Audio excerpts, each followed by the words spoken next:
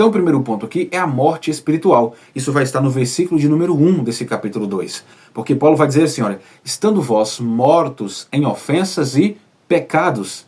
Então aqui ele vai enfatizar de forma bem clara e de prontidão que o ser humano estando morto em delitos e pecados significa dizer que ele está totalmente separado de Deus. E isso aqui não é simplesmente a morte no sentido de inexistência, mas também de alienação da vida de Deus.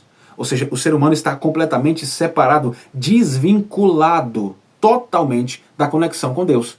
Essa é a nossa condição na nossa natureza pecaminosa. Esse desligamento total de Deus. Por isso ele usa a expressão mortos. Por que isso? Porque assim como um corpo físico não consegue responder a um chamado de alguém, porque ele está morto, completamente separado da vida, está surdo, a mesma coisa acontece com a vida espiritual, daquele que vive em pecado. Está morto em pecados e delitos e, portanto, por si só, ele não tem a condição de responder à voz de Deus quando o chama.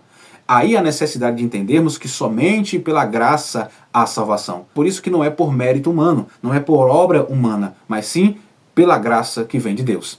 E essa morte espiritual vai afetar diversas áreas do ser humano. Uma das áreas que essa morte espiritual vai afetar, principalmente, é a condição moral. Aqui há uma morte moral. O que significa? Que o homem age segundo a sua própria vontade. Quando há uma morte moral, o homem não tem referência da santidade de Deus. Outro aspecto também que vai ser influenciado por causa da morte espiritual é a morte relacional. Não temos mais relação, porque sem Deus há uma separação entre os próprios seres humanos. Nós não temos união uns com os outros quando falta Deus. Então essa morte espiritual vai encarretar em uma falta de relacionamento entre pessoas. Por isso que muitos países estão se matando. Por isso que muitas pessoas estão passando um por cima das outras, porque não tem mais amor um pelo outro. Isso é a condição do déficit dessa condição relacional, e isso é o que? É morte espiritual, que gera essa morte relacional. Isso vai resultar sempre em conflitos e mais conflitos, e esses sempre vão trazer destruição. Além disso também vai desencadear em nós uma morte eterna. Quando se tem uma morte espiritual, assim automaticamente estamos em morte eterna. Por que isso é importante a gente dizer? Porque sem a intervenção divina, sem Cristo nesse sentido, essa separação se tornará permanente. Então, quando nós estamos mortos espiritualmente, nós estamos automaticamente, eternamente mortos, a menos que haja uma intervenção divina para bloquear essa eternidade de maledicências, essa eternidade de morte eterna, para trazer para a vida eterna. E como é que nós conseguiríamos fazer isso por nós mesmos? Não tinha a menor condições. É por isso que a graça é necessária. Então o fato de Deus ter expulsado o ser humano, por exemplo, lá no Jardim do Éden, isso é um ato de quê? É um ato de justiça pelo pecado que ele cometeu, mas também é um ato de graça.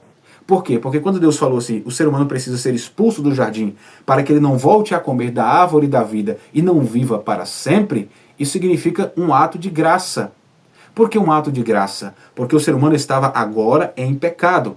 Estava agora sendo influenciado pelo pecado, e uma vez contaminado por este pecado, se ele volta a comer do fruto da árvore para viver eternamente, significaria dizer que ele seria um eterno pecador. Ou seja, aquele que não teria mais condição nenhuma, viveria uma vida eterna debaixo do pecado, assolado pelo pecado, escravizado pelo pecado.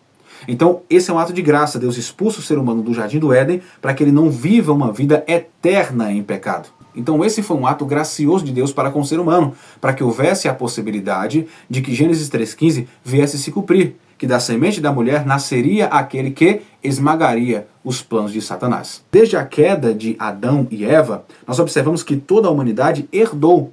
Herdou o quê? Esta natureza pecaminosa. E herdando isso, o ser humano se torna então espiritualmente separado de Deus desde o seu nascimento. Já nascemos, com esta condição, com essa pendência ao pecado, ou seja, já nascemos com essa condição de sermos escravos. O que é a salvação? É a assinatura desta carta de euforia, que nós, a partir deste ato de Cristo na cruz do Calvário, desta graça estabelecida para o ser humano, nós temos uma assinatura. O tetelestai na cruz do Calvário é justamente a assinatura. Quando ele disse, Pai, nas tuas mãos entrego o meu espírito, já está pago, ou seja, já está consumado. Estou assinando a carta de euforia. A partir deste momento, o ser humano pode ser justificado diante de Deus.